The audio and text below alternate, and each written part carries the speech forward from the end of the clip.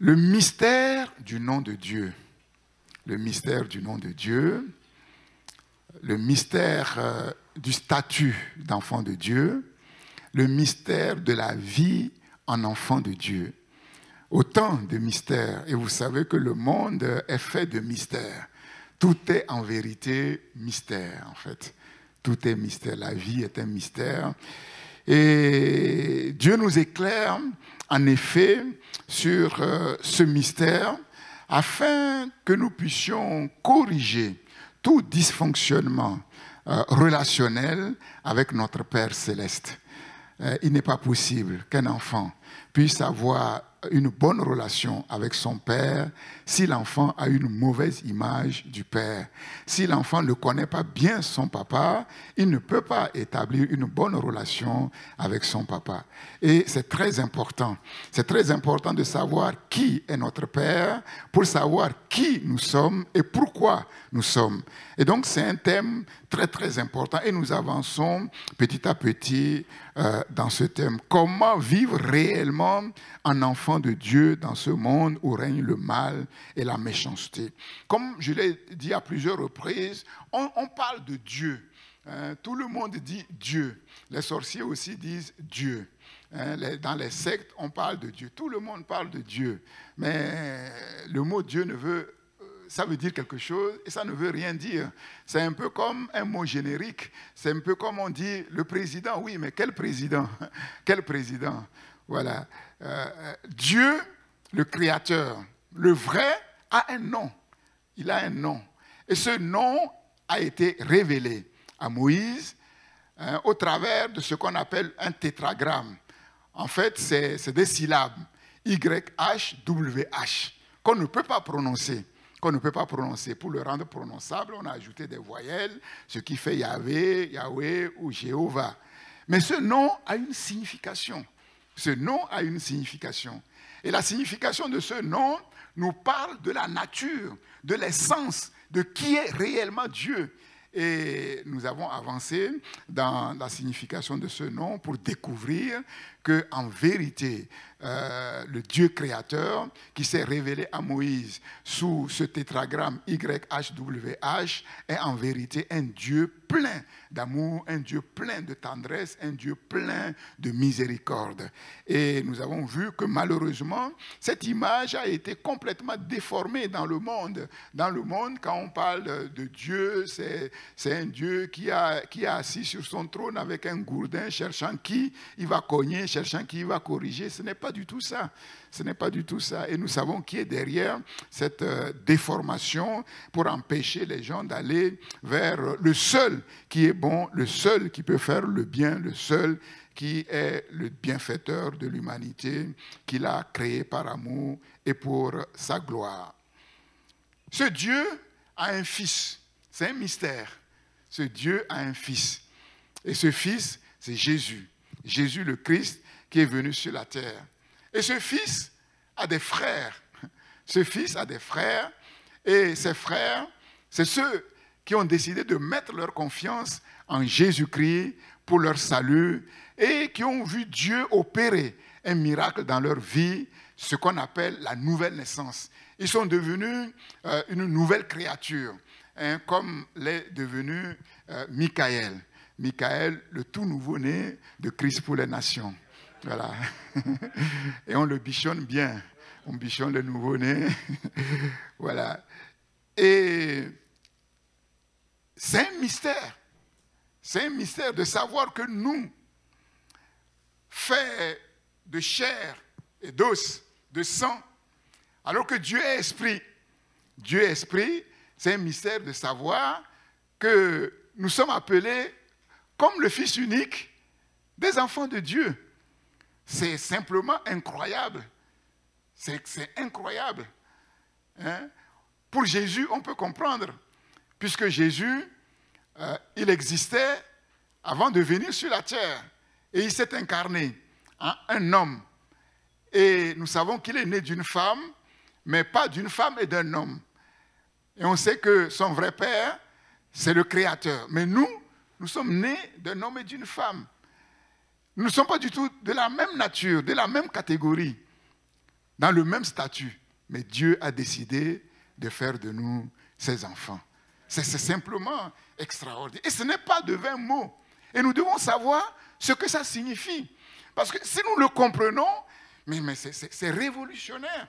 C'est révolutionnaire. Des enfants, mais on pourrait dire, de l'homme le plus puissant, de l'homme le plus riche, de l'homme le plus glorieux, de l'homme le plus tout. Le plus tout. C'est inimaginable. Le monde ne l'accepte pas. Le monde ne le croit pas. Pourquoi? Parce que le monde ne croit pas ce que Dieu est. Donc s'il ne croit pas ce que Dieu est, il ne peut pas croire ce que ses enfants sont. Et ce n'est pas parce que le monde ne le croit pas que ce n'est pas la vérité. Vous voyez quel amour le Père nous a témoigné pour que nous soyons appelés enfants de Dieu. Et nous le sommes. Jean doit ajouter, attention, ne regardez pas, ne vous voyez pas simplement dans votre condition, sur la terre, dans cette chair faible. Mais nous le sommes en vérité et cela vient de Dieu. Le mystère du statut des enfants de Dieu, le mystère de la vie en enfant de Dieu. Et nous avions dit que comment vivre réellement en tant qu'enfant de Dieu dans ce monde où règne le mal et la méchanceté. Jésus nous a donné une clé précieuse. Et cette clé précieuse, c'est la prière. Et nous avons vu que la prière, ce n'est pas un monologue, comme malheureusement beaucoup d'enfants de Dieu le font. Mais en fait, la prière nous a été donnée pour consolider cette relation filiale. Vous savez qu'un enfant ne peut grandir avec ses parents que quand il apprend à écouter ses parents, quand il s'instaure entre le père et l'enfant un dialogue. Et c'est au travers de cette relation, de cette communication, que le père communique à l'enfant tout ce dont il a besoin pour être un homme.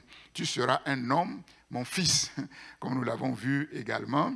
Et nous savons que le vrai homme, c'est Jésus, et c'est en Jésus que nous pouvons devenir de vrais hommes. Donc, Jésus nous a donné cette clé précieuse, qu'est la prière. Et nous avons vu que par la prière, nous présentons à Dieu le Père notre désir le plus profond. Et c'est quoi le désir le plus profond d'un enfant de Dieu? Après quoi un enfant de Dieu soupire le plus? Notre désir le plus profond, c'est de nous identifier parfaitement à Christ. C'est de nous identifier parfaitement à Dieu. C'est de devenir semblable au Christ. Et nous savons que c'est le but ultime de Dieu. En envoyant Jésus, le premier-né d'une grande fratrie, c'est pour que Jésus soit pour nous un modèle. C'est pour que Jésus soit pour nous un modèle, et notre désir le plus profond, c'est d'être semblable à Christ. Premièrement, dans son caractère, c'est-à-dire dans l'être. Nous sommes bel et bien des enfants de Dieu. C'est-à-dire que nous avons pris part, par la puissance de Dieu, à la nature même de Dieu, comme Pierre nous l'a dit dans 2 Pierre chapitre 1, verset 4. Et quelle est cette nature intrinsèque de Dieu à laquelle nous sommes greffés? C'est l'amour de Dieu. Dieu est amour. Oui, être semblable à Christ dans son caractère, être semblable à Christ aussi dans l'agir, c'est-à-dire le faire. L'agir, le faire. L'être pour agir comme Dieu veut que nous agissons, parce que Dieu a préparé des œuvres bonnes afin que nous puissions les accomplir. Être semblable à Christ, troisièmement, dans sa vie, c'est-à-dire la vie de Dieu. Quelle vie? La vie abondante. La vie abondante, Jésus a dit, je suis venu afin que mes brebis aient la vie et qu'il l'ait en abondance. La vie même de Dieu, la vie abondante. Et nous savons effectivement que ce processus d'identification à Christ, notre grand frère, est gouverné par un principe fondamental, le déjà et le pas encore. Le déjà et le pas encore. Ça veut dire quoi? Nous ne devons jamais nous décourager de voir que les progrès sont lents. Nous ne devons jamais nous décourager de voir que nous n'atteindrons pas, dans notre condition charnelle, la perfection sur cette terre. Nous n'atteindrons pas la perfection sur cette terre. Mais déjà, sur cette terre, nous voyons l'œuvre que Dieu a commencé d'accomplir et progressivement l'amène à la perfection. Donc nous ne pourrons jamais être parfaitement comme Christ dans notre condition humaine. Parce que Christ, c'est la perfection. Le seul homme qui n'a jamais péché, l'apôtre Jean dit, si quelqu'un dit qu'il ne pêche jamais, c'est un menteur. Si quelqu'un dit qu'il ne pêche jamais, nous péchons tous les jours, en pensée, par omission. Par omission. Et comme je dis toujours, qui peut dire chaque instant, il est là où Dieu veut qu'il soit. Il fait exactement ce que Dieu veut qu'il fasse. Personne. Si quelqu'un le dit, c'est un menteur. C'est ce que Jean nous dit. Dieu a commencé une œuvre. Dieu a commencé une œuvre. Progressivement, il l'amène à la perfection. L'apôtre Paul dit, je cours vers le but. Je cours vers la perfection. Alléluia. Et quand Jésus reviendra et que nous allons être transformés en un clin d'œil, nous allons sortir de ce corps, de ce carcan, de cette chair et nous allons revêtir le corps spirituel. C'est là où nous allons rentrer pleinement dans la perfection. Le processus du déjà et du pas encore. Le déjà et le pas encore. Si vous ne vous convertissez et si vous ne devenez pas comme des enfants, vous n'entrerez pas dans le royaume des cieux. Si vous ne vous convertissez pas et si vous ne devenez pas comme des enfants, vous n'entrerez pas dans le royaume de Dieu. Se convertir, devenir comme des enfants pour entrer dans le royaume de Dieu. Entrer dans le royaume de Dieu, c'est prendre part aux privilèges du royaume. Et nous savons que les privilèges du royaume sont immenses. Oui, immenses. La grandeur du royaume, la noblesse du royaume, la gloire du royaume, tous les biens, toutes les richesses du royaume. Et vous savez que Jésus a dit, en rendant hommage à Jean-Baptiste, que, en fait, parmi ceux qui sont nés de femmes, il n'y a pas de plus grand que Jean-Baptiste sur la terre. Il n'est pas paru de plus grand que Jean-Baptiste sur la terre. Mais le plus petit dans le royaume de Dieu est plus grand que le plus grand sur la terre. Donc, c'est inimaginable. C'est simplement inimaginable. Le plus petit dans le royaume est plus grand que le plus grand sur la terre. Voilà le royaume auquel nous appartenons. Le plus grand, le plus puissant, le plus riche, le plus noble, the best, comme les Anglais le disent, le plus glorieux. Le seul qui ne passera jamais. Quand nous regardons l'histoire du monde, nous voyons que l'histoire du monde est une courbe en cloche. Ça monte, ça monte. On voit des royaumes, ils montent, ils montent, ils montent, ils atteignent leur apogée et ils retombent. Mais le seul qui ne passera jamais, c'est le royaume de Dieu. C'est le royaume auquel nous appartenons. Et c'est ce que nous voyons dans la révélation que Dieu a donnée à Nebuchadnezzar au travers de cette statue gigantesque dans Daniel chapitre 2. Une statue immense, d'une splendeur extraordinaire. Son aspect était terrible. La tête était d'or pur, la poitrine et ses bras étaient d'argent, le ventre et les cuisses d'airain, les jambes de fer, les pieds en partie de fer et en partie d'argile.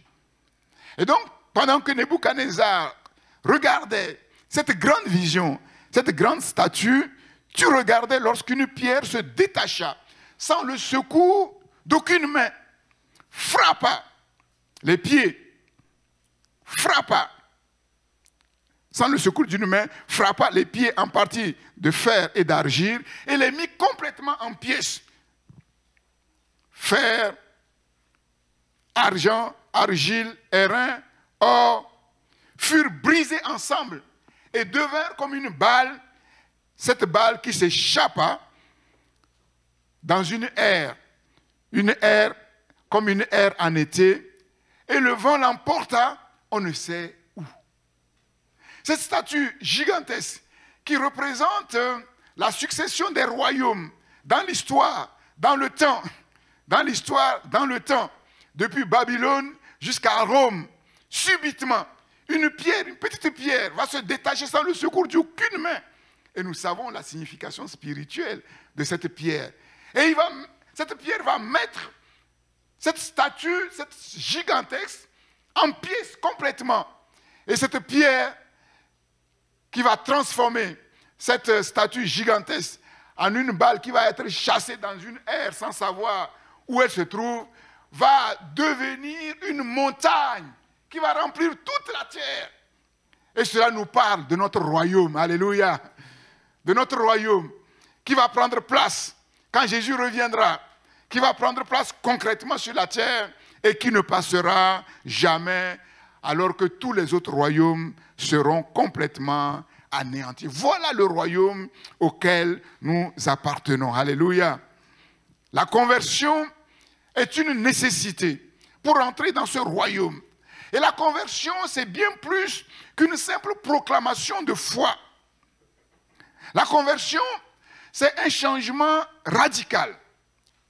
Et ce changement radical qui nous amène à tourner le dos au monde, tourner le dos à nous-mêmes, permet à Dieu d'opérer comme une réinitialisation. Réinitialisation un peu comme en informatique. Réinitialisation, un nouveau disque dur, un nouveau logiciel, un nouveau système d'exploitation. Dieu nous réinitialise complètement. Dieu nous donne, il enlève notre cœur de pierre et il nous donne un cœur de chair. Changement du disque dur, un nouveau logiciel, un nouveau système d'exploitation. Si quelqu'un est en Christ, il est une nouvelle créature. Les choses anciennes sont passées. Voici, toutes choses sont devenues nouvelles. Mais il faut, au préalable, se convertir à Dieu. Il faut se convertir à Dieu. Alléluia. Par la connaissance du Christ. Par la connaissance de Dieu le Père. Et à partir de ce moment, Christ nous enseigne par sa parole et son esprit comment vivre notre relation avec Dieu le Père comme lui-même il a vécu sur la terre. À partir de ce moment, la Bible n'est plus comme les gens le disent dans le monde, un livre ringard, c'est ça non? Ringard, oui c'est bien ringard. Un vieux livre voilà, qui est d'une autre époque, qui ne nous concerne pas aujourd'hui. L'évangile devient pour nous parole de vie, réalité spirituelle, puissance de vie. Comme Paul pouvait le dire, je n'ai point honte de l'évangile, car c'est la puissance de Dieu pour le salut de quiconque croit. Nous avons vu comment cette parole a opéré avec puissance dans nos vies, dans nos cœurs, pour amener ce changement, cette transformation que seul Dieu peut faire. La foi dans la puissance de l'évangile opère le miracle de transformation progressive en la ressemblance du Christ.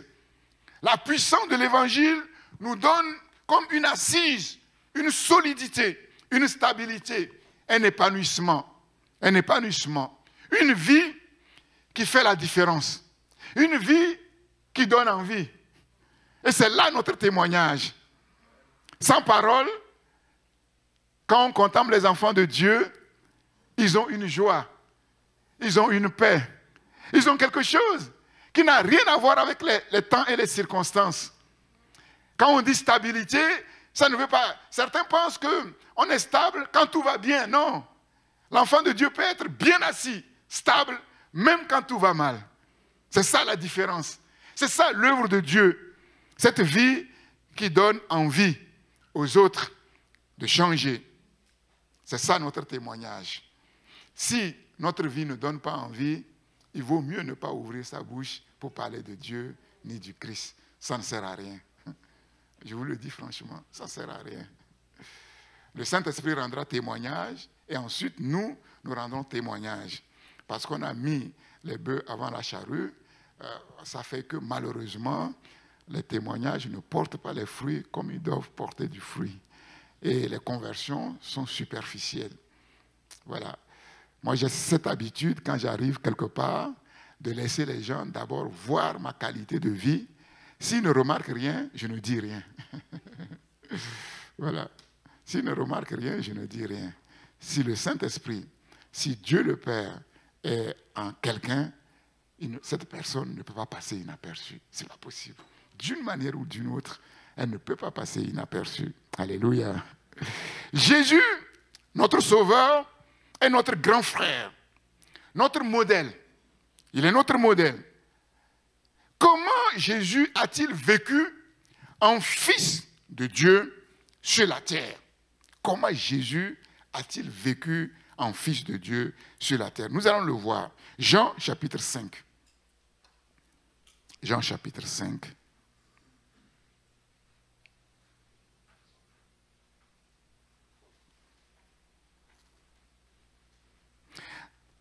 Jonathan, je ne sais pas si tu te souviens, en tout début, quand tu es arrivé à l'église, on avait fait un entretien. Et après l'entretien, tu m'avais demandé, pasteur, si tu as un sujet de prière, tu peux me le donner et je vais prier pour toi. Est-ce que tu te souviens du sujet que je t'avais donné? C'est lequel? C'était justement ce texte. Le Fils ne fait rien de lui-même, il ne fait que ce qu'il voit faire au Père. Jean chapitre 5. Mais on va lire à partir du verset 1er pour bien comprendre le contexte. Et vous allez comprendre pourquoi il est nécessaire d'être dans l'agir du Père. Franchement, et quand on est dans l'agir du Père, ça ne fait pas toujours plaisir. Parce que les voies de Dieu ne sont pas nos voies et les pensées de Dieu ne sont pas nos pensées. Oui. Jean chapitre 5, verset 2. Or, on peut lire verset 1er. Après cela, il y eut une fête des Juifs et Jésus monta à Jérusalem. Verset 2. Or, à Jérusalem, près de la porte des brebis, il y a une piscine qui s'appelle en hébreu Bethesda et qui a 5 portiques. Sous ces portiques étaient couchés en grand nombre des malades, des aveugles, des boiteux, des paralytiques, qui attendaient le mouvement de l'eau, car un ange descendait de temps en temps dans la piscine et agitait l'eau. Et celui qui descendait le premier, après que l'eau avait été agitée, était guéri, quelle que soit la maladie. Là se trouvait un homme malade depuis 38 ans. C'est beaucoup, 38 ans. Jésus l'ayant vu couché, et sachant qu'il était déjà malade depuis longtemps, lui dit, veux-tu être guéri? C'est provocateur. C'est évident qu'il veut être guéri. Mais pourquoi Jésus lui pose cette question? Voilà, pour faire ressortir sa frustration.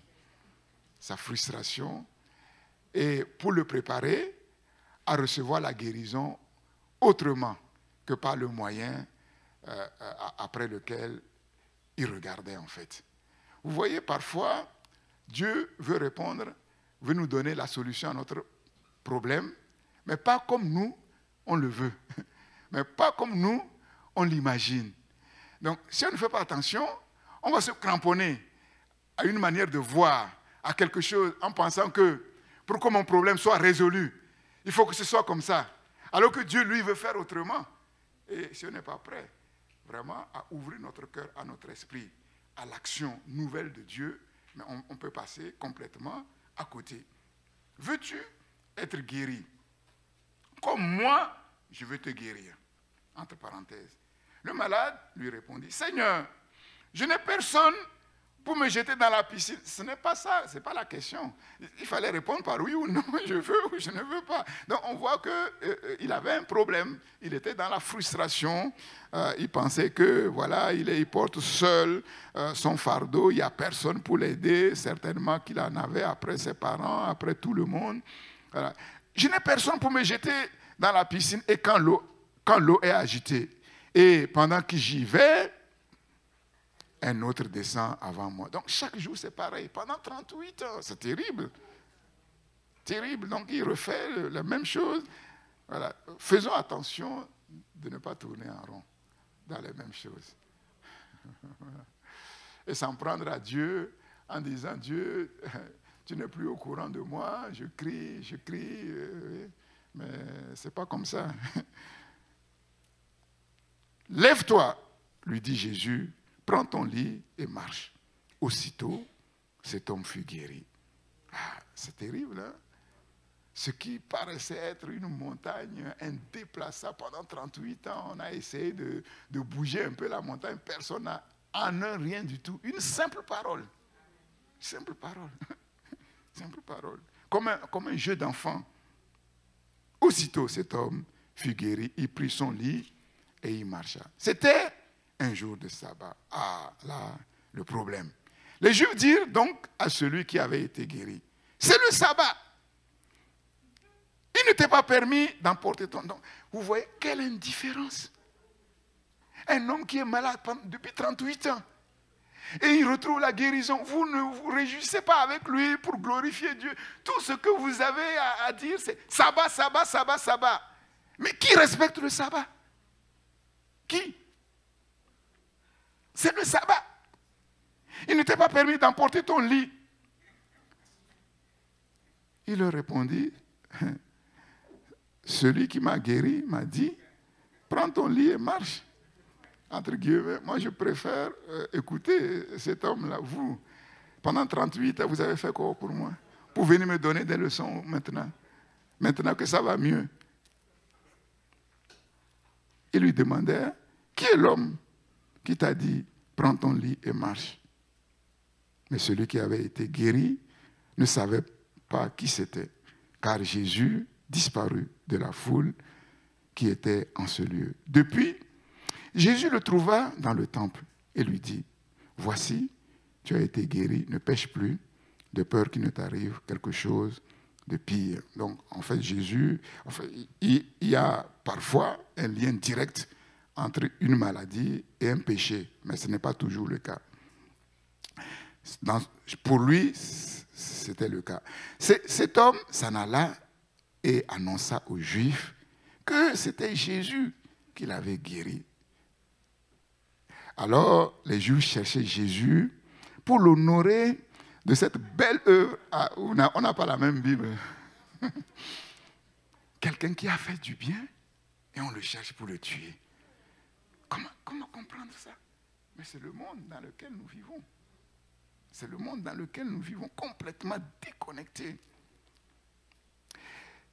C'est pourquoi les Juifs poursuivaient Jésus.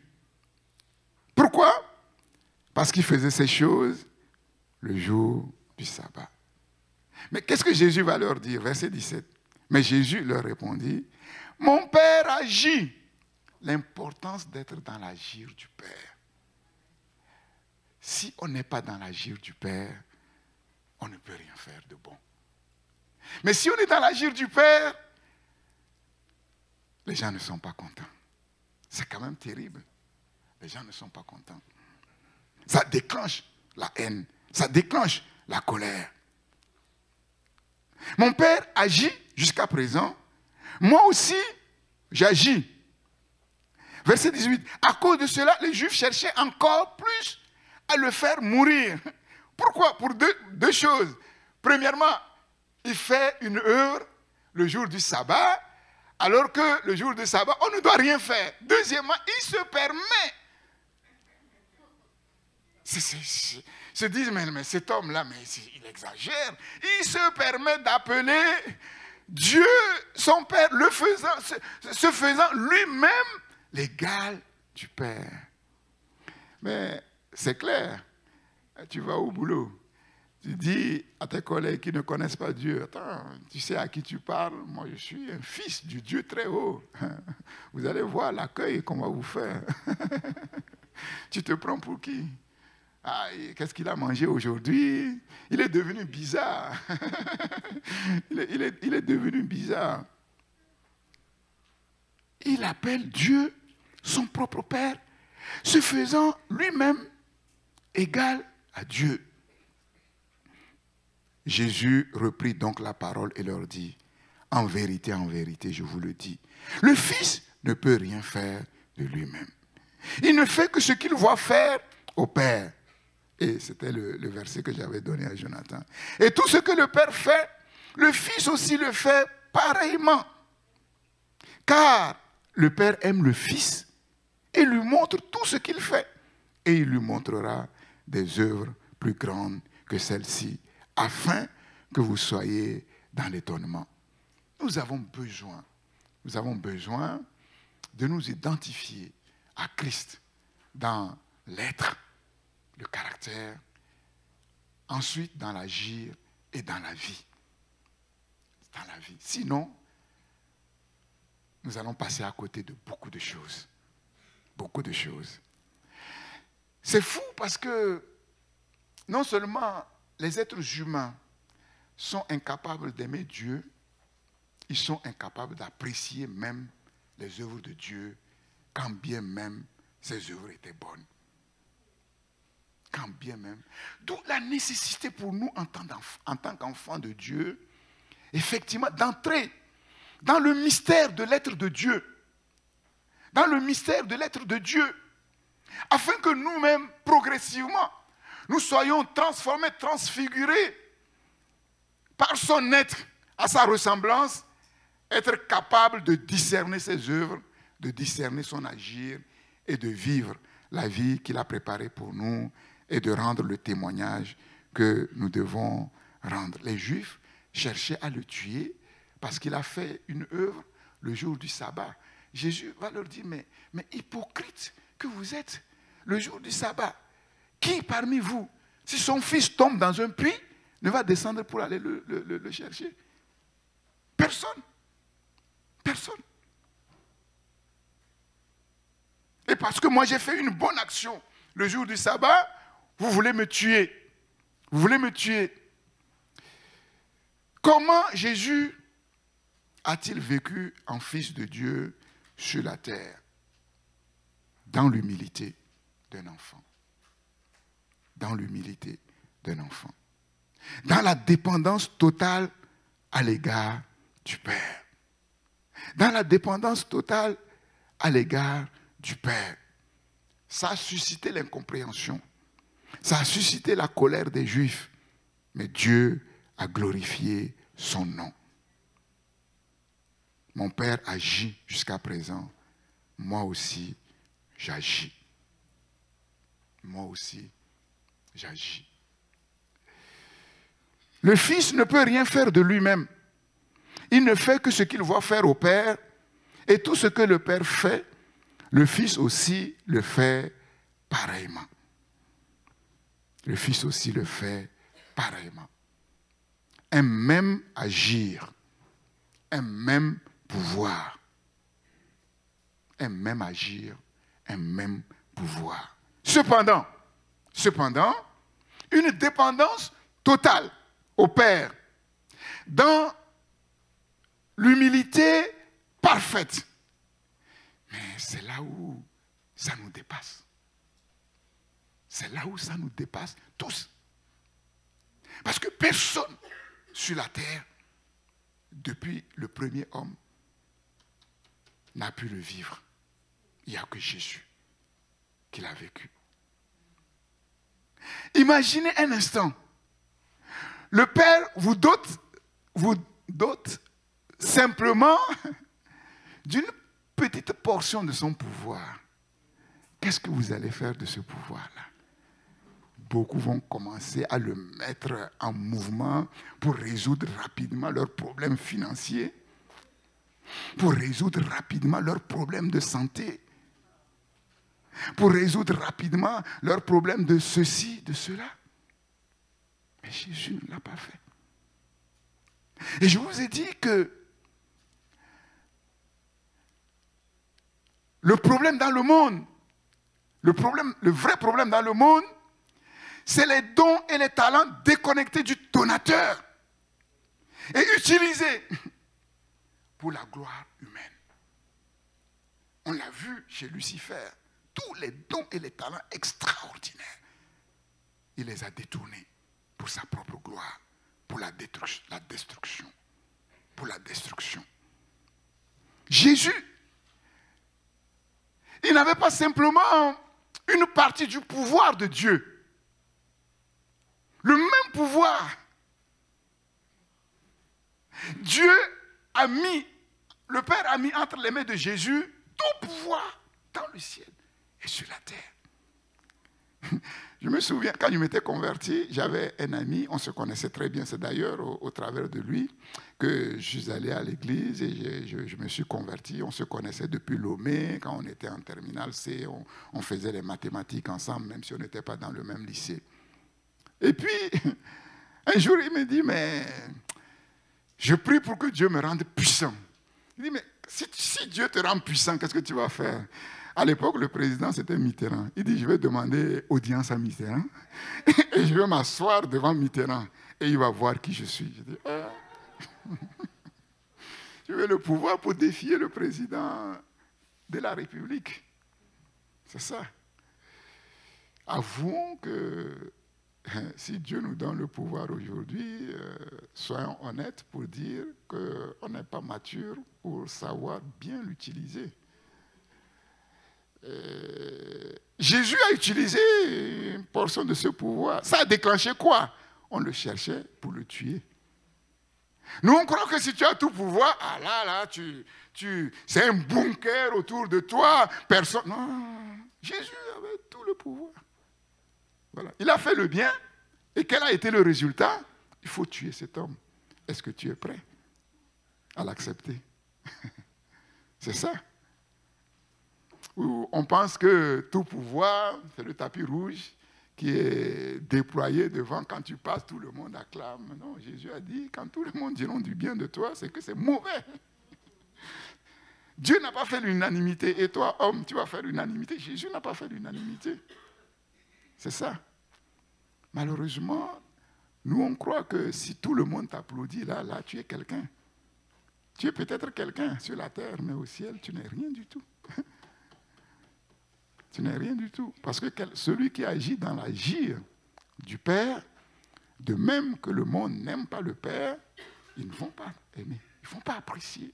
Mais ils seront obligés de voir toute la sagesse de Dieu au travers de ses œuvres. Au travers de ses œuvres. Même agir, même pouvoir. Cependant, une dépendance totale. Nous serons à la place de Jésus. Jésus, le paralytique, qui se mettait tous les jours à la belle porte. Jésus est passé plusieurs fois. Il a vu ce paralytique. Mais est-ce qu'il a guéri? Non. Non. C'était Pierre et Jean qui allaient faire l'affaire. Mais c'est sérieux. C'est sérieux. Si tu as le pouvoir de guérir les malades, qu'est-ce que tu vas faire? Tu vas aller dans les hôpitaux pour guérir les malades, pour que ton nom soit à la une sur les réseaux sociaux.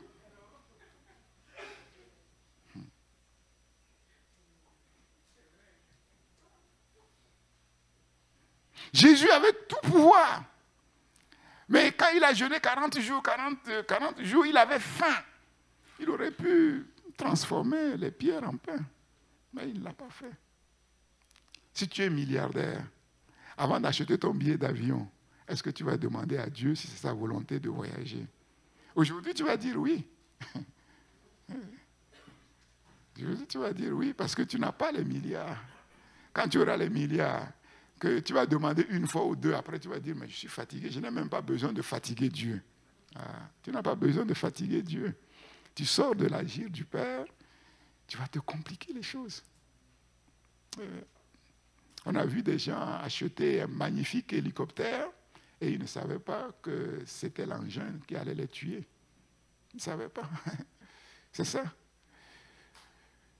Même agir, même pouvoir. Et le but de Jésus, le but suprême de Jésus, ce n'est pas d'être quelqu'un. Ce n'est pas que les gens l'acclament. Jésus n'avait qu'un seul but, le but suprême, que toute la gloire soit à Dieu le Père. Dieu ne donnera pas sa gloire à un autre. Que toute la gloire soit à Dieu le Père. Mais quel est le fondement de cet agir commun? Quel est le fondement de ce pouvoir partagé? Le fondement de cet agir commun, de ce pouvoir partagé, se trouve dans la nature même, dans l'être du Père et du Fils. Dans l'être du Père et du Fils. Le Père aime le Fils et lui montre tout ce qu'il fait. Le Père aime le Fils et lui montre tout ce qu'il fait. Le secret de tout se trouve dans l'amour du Père. Dans l'amour du Père. Le Père aime le Fils. Et c'est là le fondement de cet agir commun, de ce pouvoir commun. Et nous comprenons que lorsque nous grandissons progressivement dans notre identification au Père, dans son être, nous grandissons pareillement dans le pouvoir du Père. Dans le pouvoir du Père. Ce n'est pas seulement de prier et d'avoir un don de guérison, un don de ceci, un don de cela. Beaucoup l'ont eu. Ils l'ont manifesté. Et un jour, ils entendront ce verdict terrible. Vous avez chassé les démons, vous avez guéri les malades, vous avez fait beaucoup de miracles. Mais je ne vous connais pas, vous qui commettez l'iniquité. Ils n'étaient pas dans l'agir du Père. Parce qu'ils n'étaient pas dans la conformité au caractère du Père. Ils n'étaient pas dans la conformité à l'être du Père. C'est sérieux. Et le fondement de toute chose, c'est l'amour du Père. C'est l'amour du Père. Tout part de l'amour du Père. Donc nous comprenons que Dieu a un fils. Pourquoi? Parce que Dieu est amour.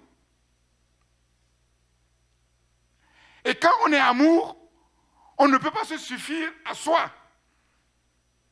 Un amour, pour être heureux, doit être partagé.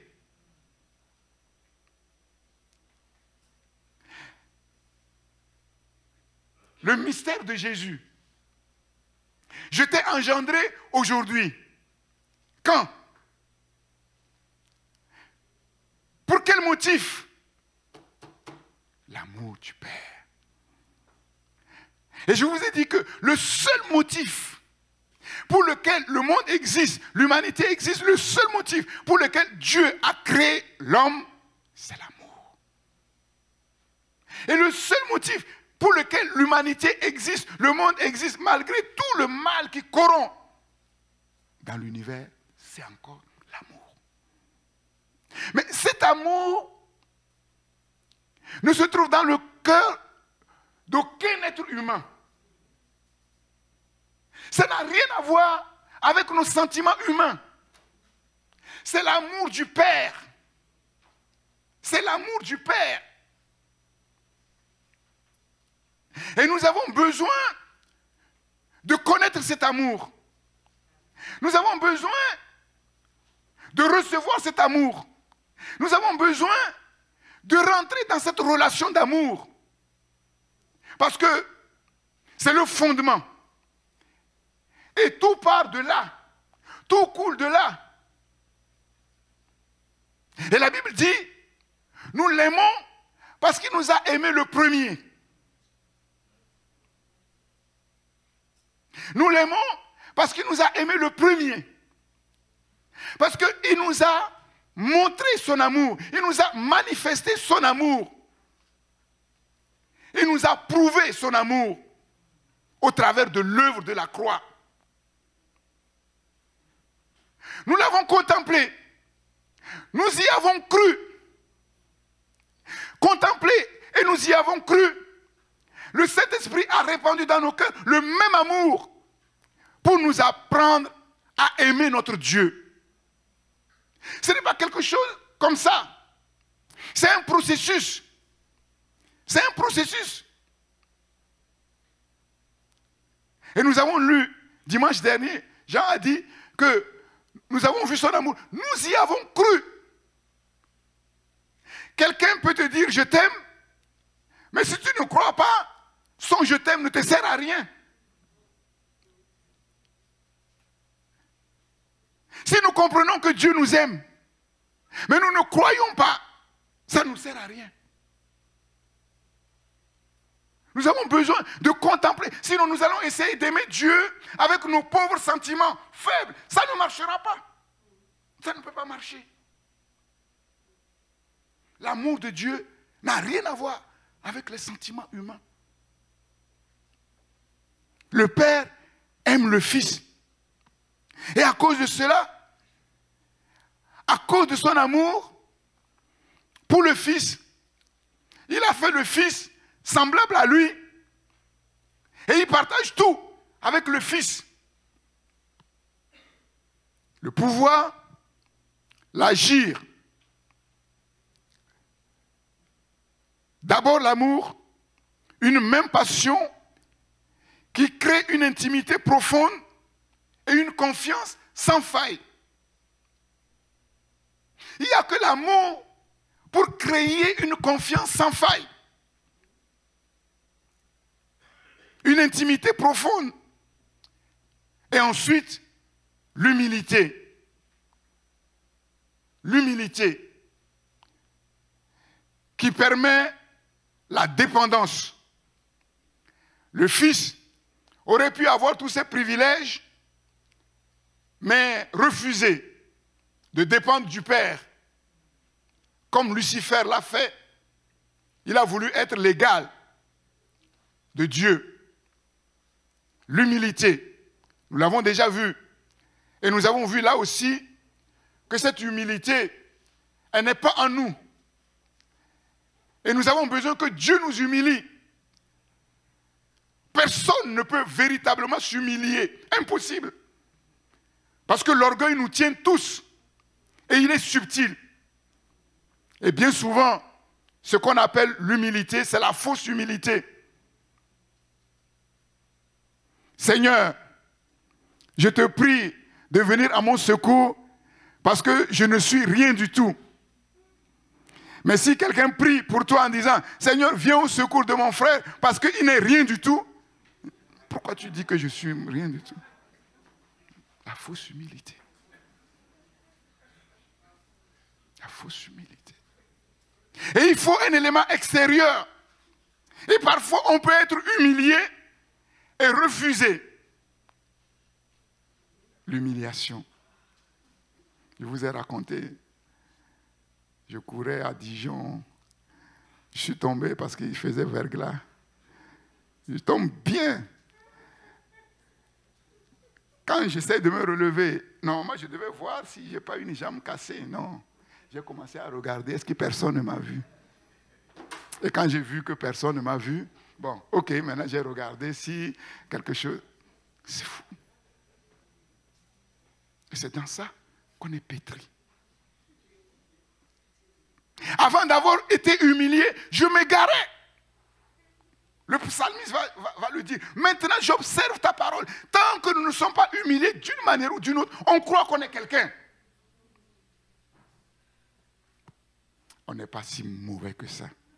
Personne, quand il n'est pas humilié comme il faut, n'acceptera qu'on lui dise « Je suis le dernier de la terre ». À dire non, je sais que je ne suis pas parfait, mais quand même, si tout le monde était comme moi, le monde quand même irait un peu mieux. C'est comme ça que nous pensons, tous. Tous. Mais Jésus, il n'était pas comme ça. L'égal du Père, même pouvoir, même agir, mais une dépendance totale. C'est là où nous tirons révérence devant cet homme.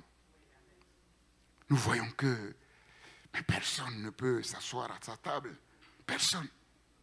Même le plus grand parmi les hommes dit, moi je ne suis même pas digne de me baisser et de délier la courroie de ses souliers.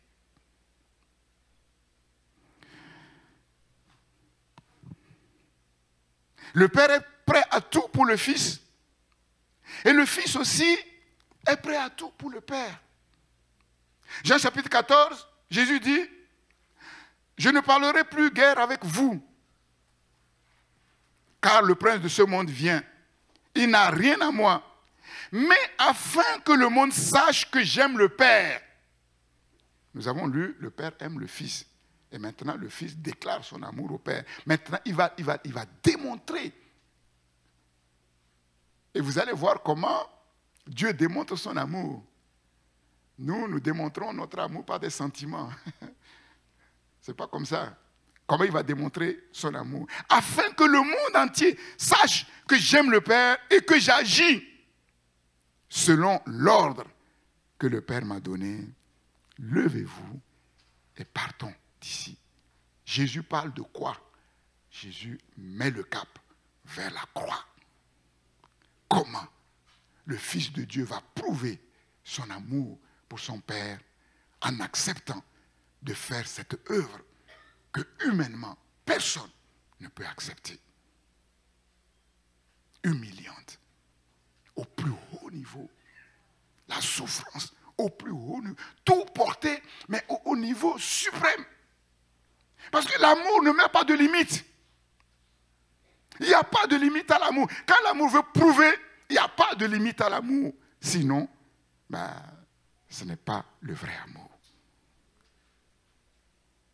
La mort du Christ sur la croix, c'est la preuve la plus éclatante de l'amour de Dieu pour nous.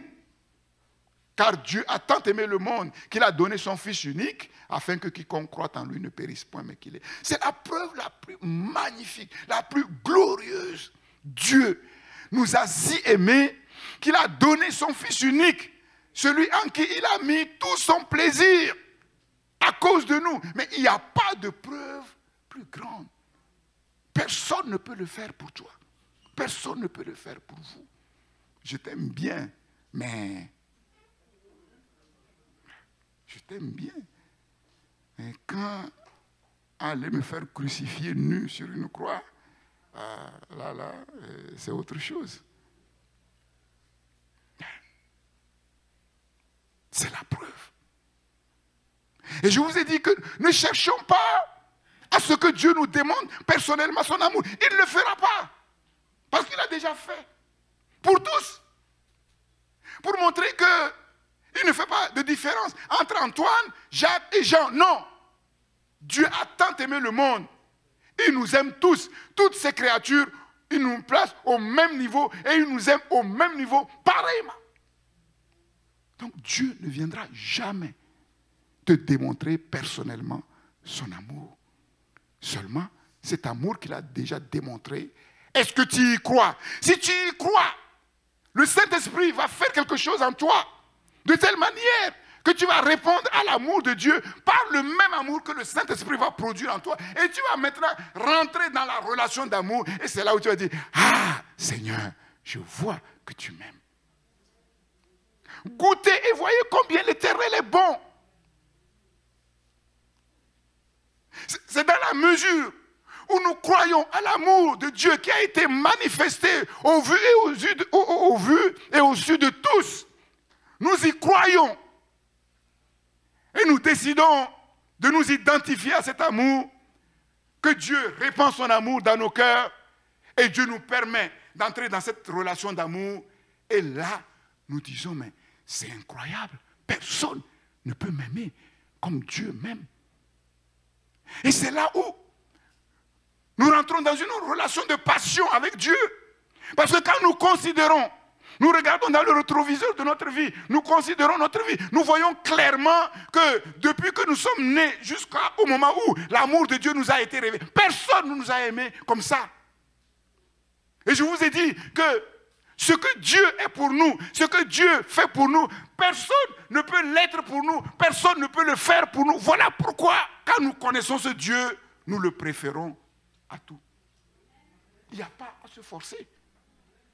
Il n'y a pas, quand on commence à se secouer, ça ne marche pas.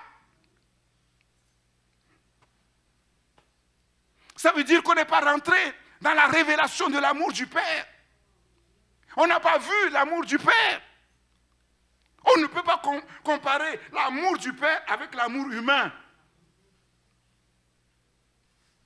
Tout être humain, quel qu'il soit, peut te décevoir un jour s'il n'a pas la crainte de Dieu. Mais Dieu ne te décevra jamais. Jamais.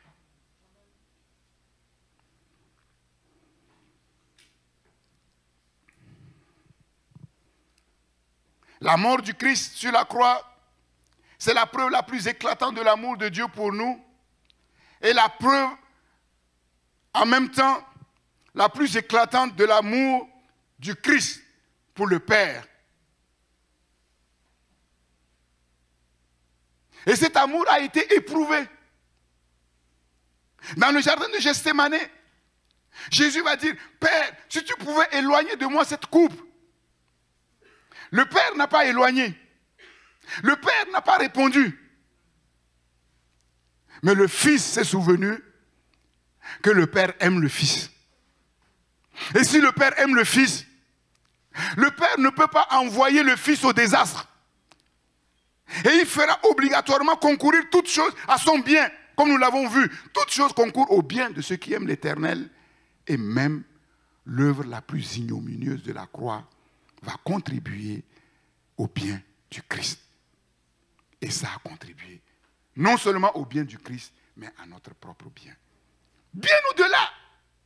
Pour comprendre que si Dieu met au-devant de nous une épreuve terrible, inimaginable, ça veut dire quoi? Ça veut dire que le résultat, le fruit que nous allons en tirer sera encore plus inimaginable. Non seulement pour nous, mais pour Dieu et pour les autres. Alléluia.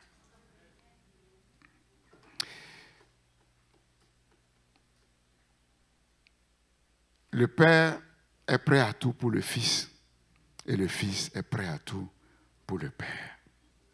Jésus nous enseigne ainsi que la caractéristique première et le fondement de la relation harmonieuse, constructive entre le Père et le Fils, c'est l'amour du Père, ensuite l'humilité du Fils, la confiance, la dépendance.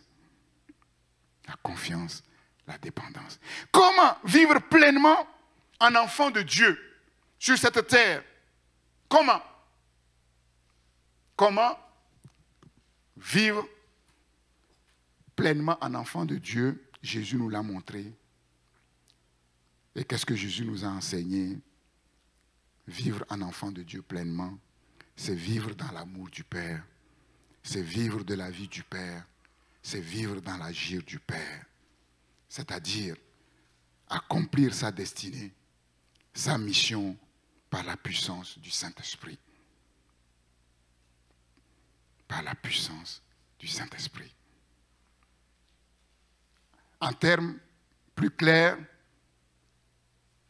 si nous sommes sur cette terre, c'est pour un but, un seul but, s'occuper des affaires de notre Père sur la terre. Parce que le Père sait, et nous-mêmes nous savons, que sur cette terre, il n'y a rien de bon. Les jours sont mauvais, et ils seront de plus en plus mauvais. Nous le verrons dans la parabole du Fils prodigue. Mais pour le moment, lisons dans Luc chapitre 2. Luc chapitre 2. Verset 42.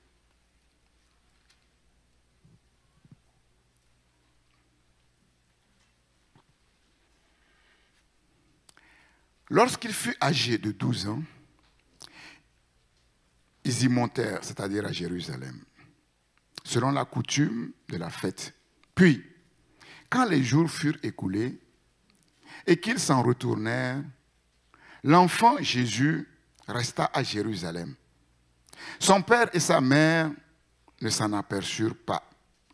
Croyant qu'il était avec leurs compagnons de voyage, ils firent une journée de chemin et le cherchèrent parmi leurs parents et leurs connaissances.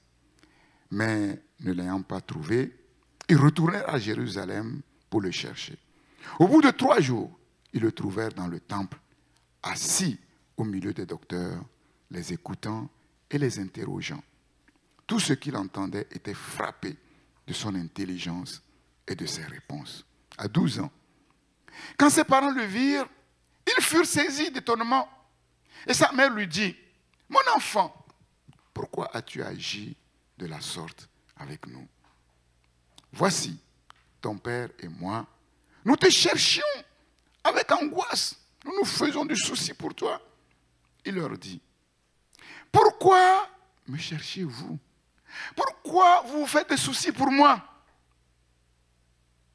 Ne saviez-vous pas qu'il faut que je m'occupe des affaires de mon père? » Mais ils ne comprirent pas ce qu'il leur disait. Vous voyez, comme je dis, tout est mystère. Même Marie, sa mère, ne comprenait pas.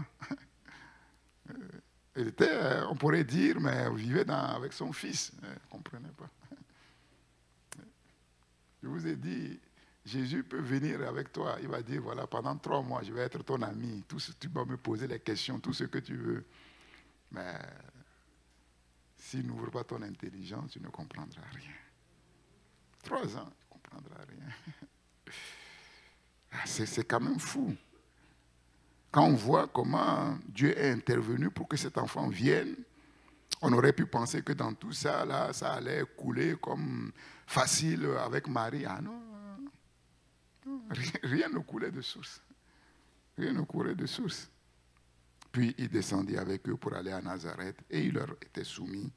Sa mère gardait toutes ces choses dans son cœur. Pourquoi me cherchiez-vous?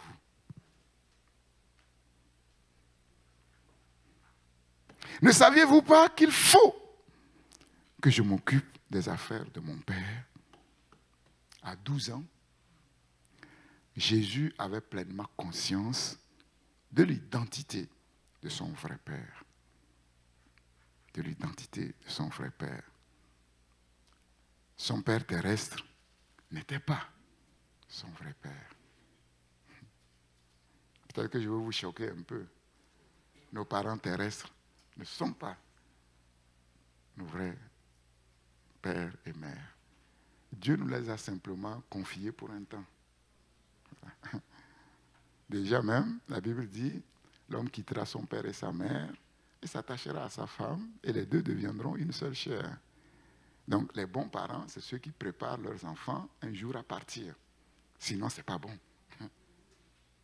Et quand je donne les enseignements aux futurs couples, je leur dis, ce passage est fondamental. On ne peut pas bien se marier si on ne coupe pas le cordon ombilical.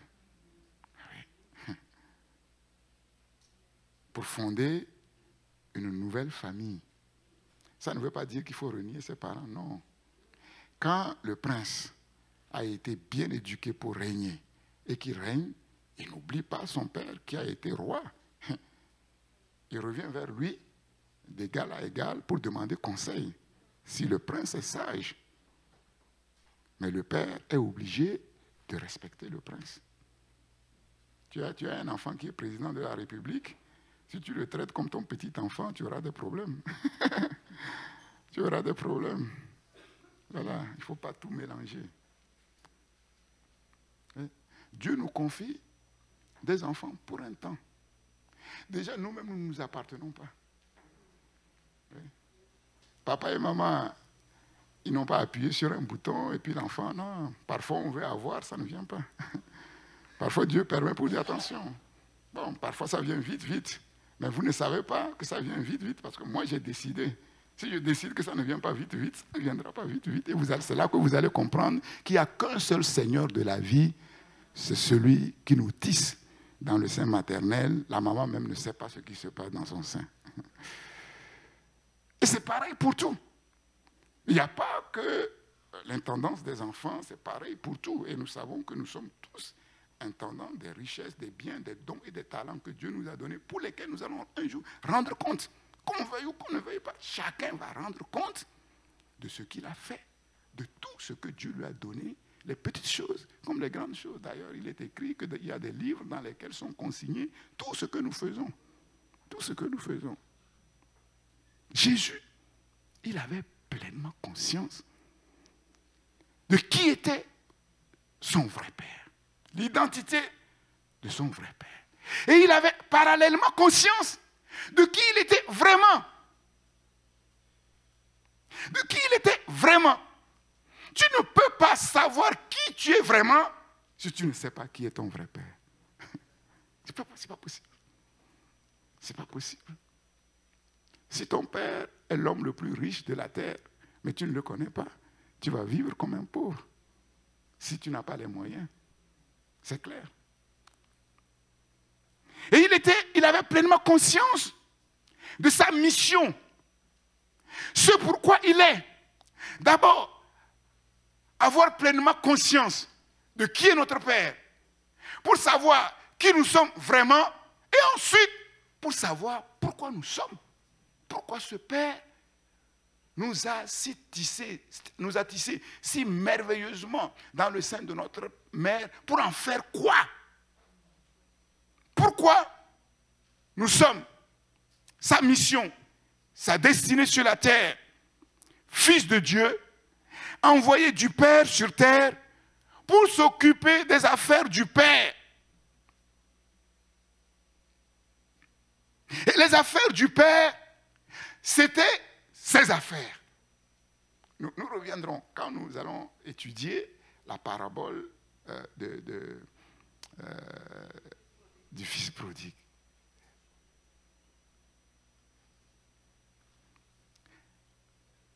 Avons-nous, comme Jésus, pleinement conscience de notre vrai Père, de qui nous sommes et de la mission pour laquelle nous sommes?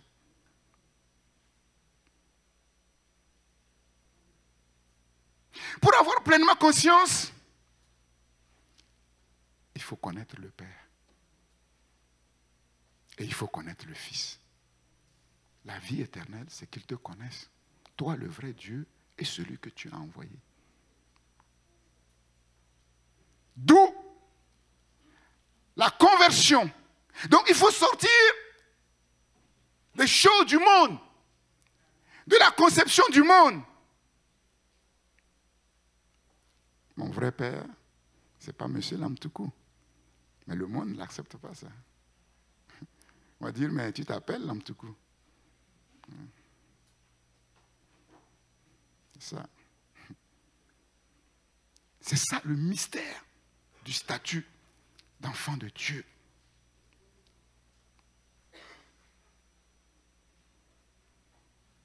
Jésus dit qu'il est venu pour s'occuper des affaires de son Père. Il n'est pas venu simplement comme un serviteur. Je ne suis donc pas un simple serviteur. Pour beaucoup, être serviteur de Dieu, être servant de l'Éternel, c'est le top. C'est le top. C'est bien. Mais c'est le premier niveau. C'est le premier niveau. Et c'est ce qu'on n'a pas compris à notre conversion. Et peut-être qu'on ne nous a pas enseigné à la conversion. À la conversion, sauvé pour servir. Donc, si je sers Dieu, waouh, c'est le top. Je suis serviteur de Dieu, je suis servant de l'Éternel. Mais non, c'est le premier niveau. Et c'est le problème du fils aîné. On va le voir.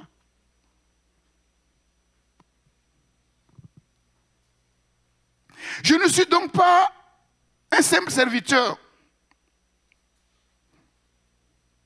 Jean chapitre 15, verset 12, que dit Jésus? Jésus dit,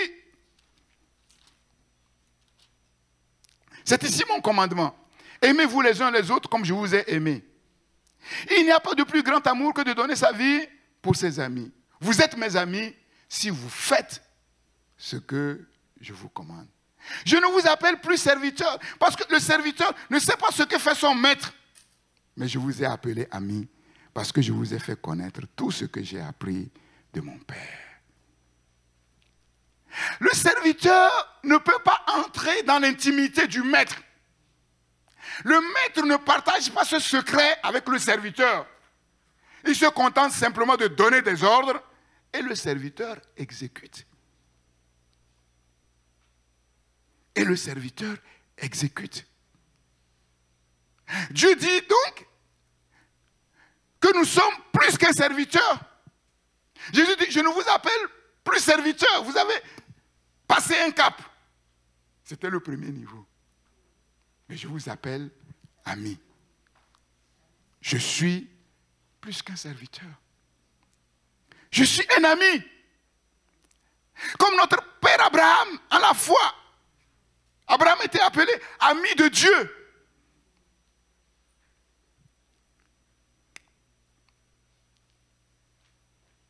Mais je suis encore plus. Je suis plus qu'un ami. Je suis intendant des affaires, des biens, des richesses de mon Père. Les affaires de mon Père sont mes affaires. Mais nous ne vivons pas dans cette mentalité, dans cette vision. J'avais pris l'exemple des dîmes et des offrandes. Les dîmes et les offrandes sont devenues, pour les enfants de Dieu, une manière de commercer avec Dieu. Parce qu'on a appris, quelqu'un a dit que quand il donne les dîmes et les offrandes, c'est comme si il prenait une pelle et il prenait l'argent, il donnait à Dieu. Et Dieu aussi prend une pelle pour lui donner. Mais seulement la pelle de Dieu est plus grosse. Ah, j'ai compris. Bon, moi je prends ma petite pelle et j'attends la grosse pelle de Dieu. On n'a rien compris. On n'a rien compris. Moi je dis, mon argent, c'est l'argent du Père. Et l'argent du Père, c'est mon argent. Il n'y a pas de commerce à faire. Si tu vis dans une relation d'amour avec ton Père, ce que ton Père a, c'est pour toi. Et normalement, ce que tu as, c'est pour ton Père. Si le Père passe par un moment difficile et ton compte est garni, est-ce que c'est un problème? Papa, il fallait me le dire.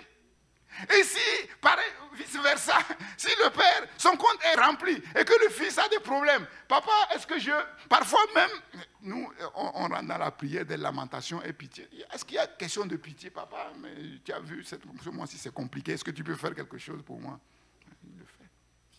Quand la relation, mais on n'est pas dans cette dimension. On n'est pas dans cette dimension. Aujourd'hui, je peux donner plus que d'habitude. Je donne plus. Demain, je ne peux pas donner. Je ne donne pas. Et ça ne me dérange pas. Parce que je sais que quand il y aura, ce que j'ai, c'est pour le Père. Et ce que le Père a, c'est pour moi.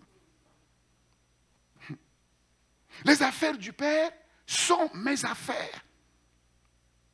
Je suis intendant des affaires, des biens, des richesses de mon Père. Mais il y a plus que tout cela. Serviteur, c'est bien, mais il y a plus que serviteur. Ami, c'est mieux que serviteur, mais il y a plus qu'ami. S'occuper des affaires de son Père, comme mes propres affaires. Mais il y a plus que ça. Et plus que tout cela, je suis le Fils. Je suis le Fils. Je suis le Fils, c'est-à-dire l'héritier. Mais seulement, pas héritier, héritier oui, mais co-héritier. Parce que notre Père a un premier fils. Le Fils unique. Il a un premier fils. Voilà pourquoi la Bible dit héritier, mais co-héritier avec Christ. Et donc, comme Jésus, les affaires de mon Père, ce sont mes affaires. Les affaires du monde appartiennent à un seul. Le monde est ce qui renferme. Le ciel est ce qui renferme. La terre est ce qui renferme. La mer est ce qui renferme. Tout l'univers appartient à un seul, pas à deux. Le Créateur. C'est lui, le propriétaire absolu de tout. Nous tous ici, nous lui appartenons. Que tu le veuilles ou que tu ne le veuilles pas, tu appartiens à ton Créateur. Tout ce que tu as, les dons et les talents que tu as, c'est lui qui te les a donnés. Est-ce que c'est toi qui as décidé dans le sein maternel d'avoir la couleur des yeux que tu as? Personne. Tu n'as pas passé commande. Personne n'a passé commande. Bon, aujourd'hui, on nous parle de clonage, tout ça, ça c'est autre chose. Ils veulent créer la vie, mais c'est la confusion qu'ils vont trouver à la fin. Personne. On n'a rien commandé. Tu vois?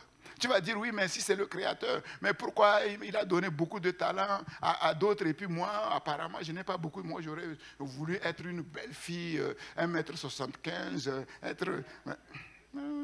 Mais belle fille, 1m75, ce n'est pas ça qui te rendra heureuse.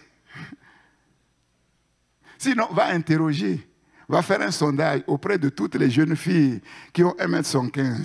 Demande-leur si elles sont plus heureuses que toi. Et tu vas apprendre. Tu vas apprendre ce que tu vas apprendre. Le bonheur n'a rien à voir avec 1m75. Le bonheur n'a rien à voir avec la couleur de tes yeux. Ça se passe dans ton cœur. Ça se passe dans ton cœur. Si tu as 1m75, tu es la plus belle femme, mais dans le cœur, ça ne va pas, ça n'ira pas. Parfois, même, tu vas te fâcher. Tu aurais préféré ne rien avoir, hein, pour savoir que tu es malheureux parce que maintenant tu as tout et tu n'es pas heureux. C'est la pire des choses. Et c'est comme ça qu'on a vu des artistes se suicider. De belles artistes, belles femmes se suicider. Ne trouvent pas l'amour. Le vrai amour. Un seul propriétaire absolu de tout. Tout appartient à Dieu. Les humains, tous les humains sont des gérants à différents titres. Des dons, des talents, des richesses que Dieu a données aux uns et aux autres. Et ce propriétaire absolu de tout a un fils unique. Et ce fils unique s'appelle Jésus-Christ. Et son père lui a tout légué. Son père lui a tout donné. Le père a remis toutes choses dans les mains du fils. Le fils a reçu toutes choses, tout pouvoir des mains du père. Seulement, le fils unique est le premier-né d'une famille nombreuse de frères. Et quelle est cette famille nombreuse de frères? C'est tous ceux qui sont devenus enfants de Dieu. Ce que le Père a légué au Fils unique, le Fils unique les partage avec ses frères. Et donc, nous sommes co-héritiers. C'est le mystère du statut des enfants de Dieu. C'est le mystère de la vie des enfants de Dieu. Et Paul va dire dans 1 Corinthiens chapitre 3, verset 23, « Ne vous méprenez pas. Tout est à vous. Tout est à vous. Et vous êtes à Christ. Et Christ est à Dieu. » 1 Corinthiens 3, 23, « Tout est à vous. Ce qui appartient à Dieu appartient à Christ. Et ce qui appartient à Christ nous appartient parce que nous sommes réellement enfants de Dieu au même titre que le Christ. Voyez quel amour le Père nous a témoigné pour que nous soyons appelés enfants de Dieu. Et nous le sommes. Ce n'est pas parce que dans notre condition humaine, il y a tel manquement ou tel manquement. Quand Jésus était sur la terre, Jésus n'avait pas tout. Et pourtant, il avait tout. Jésus était pauvre et pourtant, il enrichissait beaucoup. Il était faible et pourtant, il a guéri. Il a ressuscité. Voyez quel amour. Vois quel amour le Père t'a témoigné pour faire de toi son enfant, pour faire de toi son fils, pour faire de toi sa fille. Et tu l'es. Et tu l'es. Et tu l'es. Seigneur,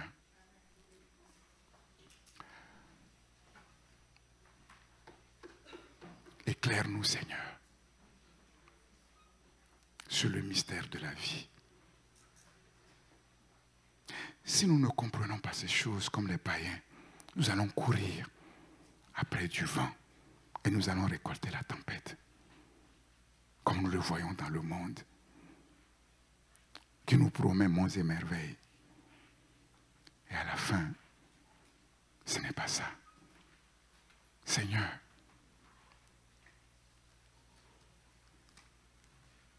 donne-nous, par la lumière de ton esprit, la révélation sur ces choses.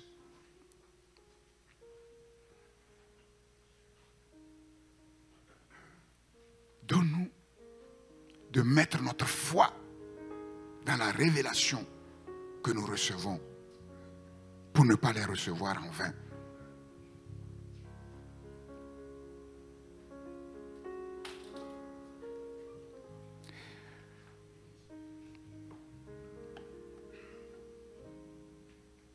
Apprends-nous à vivre comme Jésus a vécu avec toi sur la terre. Seigneur, le Père aime le Fils et lui montre tout et met tout à sa disposition. Et le Fils nous a dit que comme le Père l'a aimé, lui aussi, il nous a aimés. Et le Père nous aime du même amour. Et cet amour, le Père ne l'a pas caché. Il l'a révélé de manière éclatante. Seigneur, au vu et au su de tous, un jour, sur une montagne, sur une colline, le Fils de Dieu a été crucifié. Non pas à cause de sa faiblesse, mais à cause de la volonté du Père. Car il fallait que le Fils soit élevé pour le salut de l'humanité. Il a fait par amour pour le Père. Il a fait par amour pour nous. Et c'est la preuve, la démonstration la plus éclatante, comme nous l'avons lu récemment. À peine meurt-on pour quelqu'un de bien. Quelqu'un peut-être meurt pour un homme juste. Mais Dieu a prouvé son amour. Alors que nous étions injustes, nous étions pécheurs, nous étions impies. Christ est mort pour nous. Par la foi, avec les yeux de l'esprit, c'est cet amour que nous voulons contempler. Et quand nous le contemplons, nous disons, waouh, c'est pas possible. Ce n'est pas possible.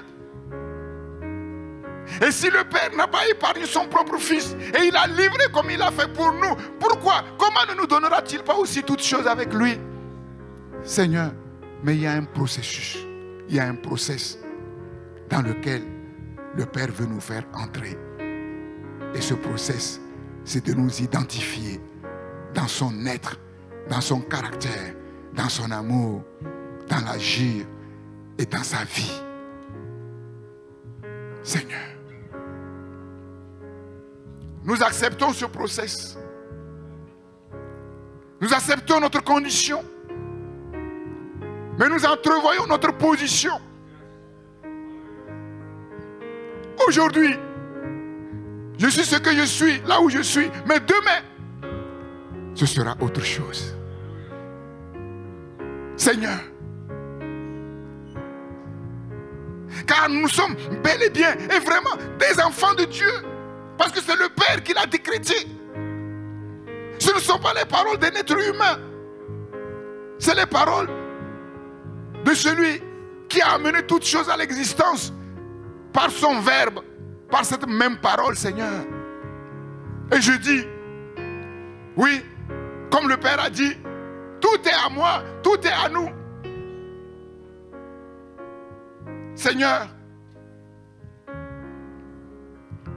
parce que nous sommes à Christ et parce que Christ est au Père, héritiers de Dieu, co-héritiers avec Christ. Seigneur, glorifie ton nom. Glorifie ton nom, Seigneur. Nous ne zoomons pas sur la fin. Nous ne zoomons pas sur le résultat.